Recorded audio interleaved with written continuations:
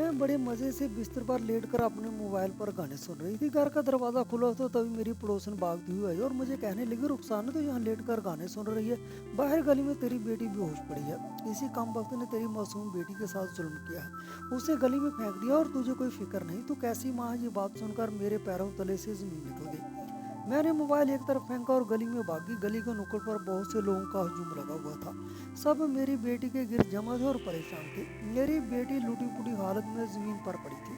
वो रो रही थी। मुझे देखकर उसकी आंखों में एहसास थे। मैं बोली, नूरीन, किसने तेरे साथ ये जुल्म किया है? वो मेरा सवाल सुनकर फूट फूट कर रोने लगी और मेरे सीने से लग गई और कुछ ना बोल सकी। मैं उसे सवाल करती रही मगर वो बिल्कुल चुप थी।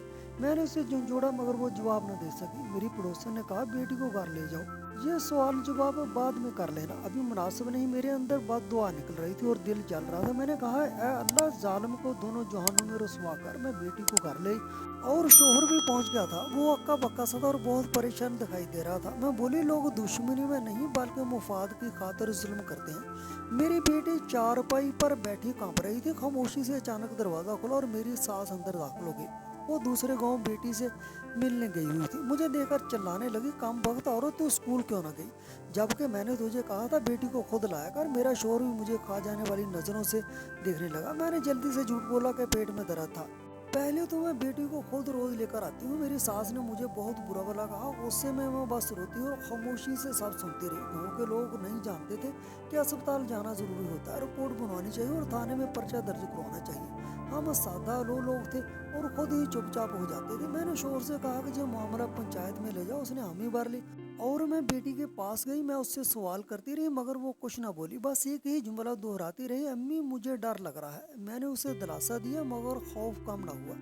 सुबह शोहर बोलो, नूरीन को तैयार करो, मलक साहब से बात की है। मैंने उसे बड़ी स्याह चादर उड़ा दी। खामोशी से मैं भी चादर ओढ़कर शोहर के साथ चल पड़ी। मेरी सास भी हमारे साथ पंचायत में मौजूद थी।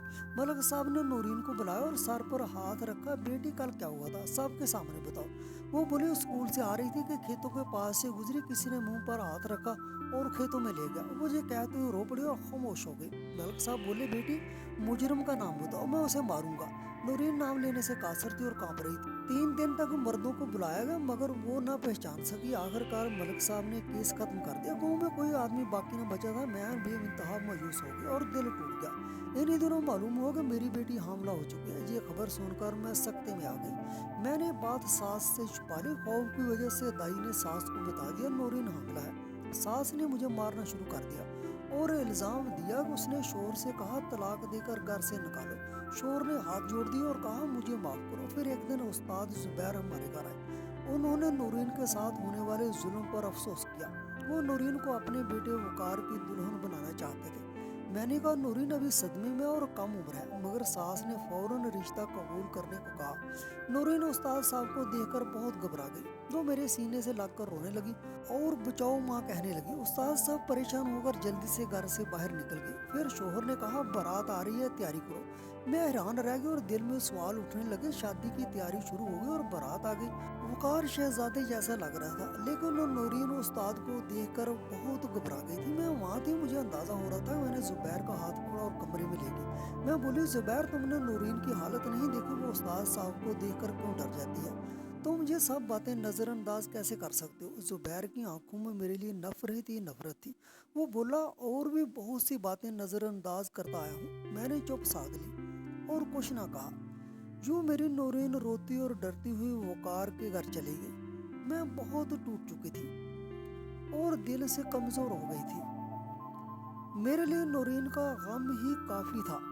जिंदगी में जुबैर की नफरत मेरे लिए नाकाबिले बर्दाश्त हो रही थी। मैं अपने कमरे में बैठी थी और सोचों में गुम थी। जुबैर घर से बाहर जा चुका था। उस वक्त मैंने अलमारी से मोबाइल निकाला और नंबर मिलाया। पिछले कई बरसों से मेरी जावेद से दोस्ती थी। किसी को इल्म नहीं था कि मैं शोहर को धोखा दे रही हूँ। मेरी सास ये सब जानती थी और मुझसे नफरत करती थी। उसने जुबैर को मेरे खिलाफ भड़काने की कोशिश की। बार बार वो कहती थी, तेरी बीवी के लक्षण अच्छे नहीं। जुबैर गुस्से से सुर्ख हो जाता और माँ को डांट देता था। उसने कहा, अगर बदनाम किया तो अलग हो जाऊंगा। میری سانس دھمکی سے ڈر گئی اور خاموش ہو گئی، مگر وقتاً فوقتاً وہ پھر الزام لگانے کی کوشش کرتی رہی۔ میں آج تک پکڑی نہیں گئی تھی، اس لیے مطمئن تھی۔ جس دن سانحہ ہوا اس دن بھی جاوید سے بات ہوئی تھی۔ ہماری دوستی پرانی تھی، مگر کبھی باہر نہیں ملے تھے۔ اب جاوید ہر وقت ملنے کی ضد کرتا رہتا تھا۔ میری عقل جیسے تال لگ گئے تھے اور میں کمزور ہو گئی۔ اس دن ساس اور دوسرے گاؤں گئی تھی اور شوہر کام پر تھا۔ میں نے جاوید سے کہا گھر آ کر مجھ سے مل لو۔ میں صفائی کر کے گانے سن رہی تھی اور انتظار کر رہی تھی۔ میں نورین کو بھی بھول گئی تھی، ایسے لمحے وہ سکول سے خود آ جائے گی۔ میں نے سوچا تھا مگر وہ نہ آیا، اور مجھے پھر یاد آئی۔ میں نے موبائل اٹھایا اور اسے دوبارہ کال ملا دی۔ میں بات کر رہی تھی جب شوہر اچانک کمرے میں آ گیا۔ اس نے میرا فون چھین لیا، سب سن لیا۔ اس لمحے میری دنیا مکمل طور پر تہس نہس ہو گئی۔ زبیر کو سب معلوم ہوگا اور اس نے طلاق دے دی۔ اسی رات نورین کی شادی ہوئی اور مجھے طلاق مل گئی۔ میں بے آسرا ہو گئی اور زندگی تنگ ہو گئی۔ جاوید سے رابطہ ختم ہو گیا اور میں اکیلی رہ گئی۔ یہ مہینے میری زندگی کے سب سے خوفناک تھے۔ مجھے نورین کی کوئی خبر نہیں مل رہی تھی۔ ایک دن مجبور ہو کر میں استاد صاحب کے گھر گئی۔ مجھے معلوم ہوا نورین بچہ جنم دے چکی ہے۔ بچے کو دیکھتے ہی میری چیخ نکل گئی تھی۔ نورین اور اس کا شوہر مجھے حیرت سے دیکھ رہے تھے۔ مجھے اپنی جوانی کے دن اچانک یاد آ گئے۔ میں کمہار کی بیٹی تھی اور جوانی میں مشہور تھی۔ ایک دن زبیر ہمارے گھر برتن خریدنے آیا تھا۔ ہماری نظریں ملی اور دلوں کا سودا ہو گیا تھا۔ زبیر نے کہا شادی کرنا چاہتا ہوں، مگر والدین راضی نہ تھے۔ 3 سال کوشش کی مگر وہ نہ مانے۔ آخر ہم گھر سے بھاگ گئے اور شادی کر لی۔ زبیر نے کہا زندگی اصل امتحان اب شروع ہے۔ میری ساس نے پہلے دن سے زندگی تنگ کر دی تھی۔ اس نے ملازمیں ہٹا دی اور مجھے کام میں لگا دیا۔ رات کو بیماری کا بہانہ کر کے زبیر کو تھکایا جاتا تھا۔ پھر میں حاملہ ہوئی اور حمل ضائع ہو گیا۔ میں ٹوٹ گئی مگر پھر دوبارہ امید سے ہوئی۔ نورین پیدا ہوئی اور ہمارے گھر رحمت بن کر آئی، مگر ساس نے اسے پیدائش کے دوسرے دن لے لیا۔ اس نے کہا کہ مجھے بچے پالنے کا سلیقہ نہیں۔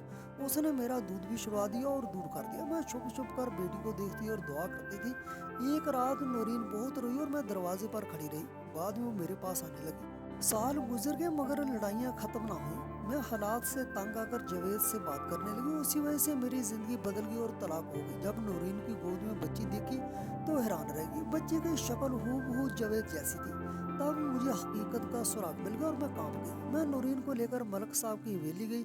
نورین نے مجرم کو پہچان لیا اور جاوید نے اقرار کیا۔ ملک صاحب نے فوراً پولیس بلا کر اسے جیل بھجوا دیا۔ انہوں نے بچی کے اخراجات اٹھانے کا فیصلہ سنایا۔ نورین کو انصاف ملا اور اس کا دل مطمئن ہو گیا۔ جاوید کو سزا ملی اور حقیقت سب کے سامنے آ گئی۔ میری ساس کو فالج ہو گیا اور وہ بستر پر پڑی رہی۔ زبیر اکیلا رہ گیا اور میں دارالعمان میں ہوں۔